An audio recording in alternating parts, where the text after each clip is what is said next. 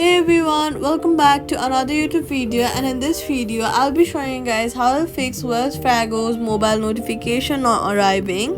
If alerts aren't coming through, it's almost always a permission or battery setting. On Android, open your settings app and then go to apps, then Wells Fargo, and then open notifications, then allow.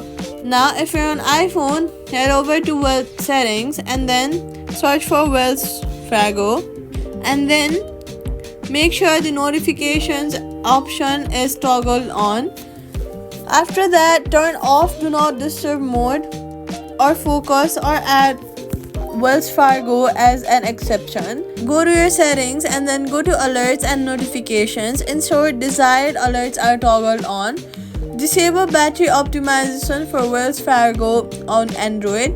Bonus tip: test push by sending a smaller transfer and check if the alert arrives. And that's it. Subscribe for more quick fixes.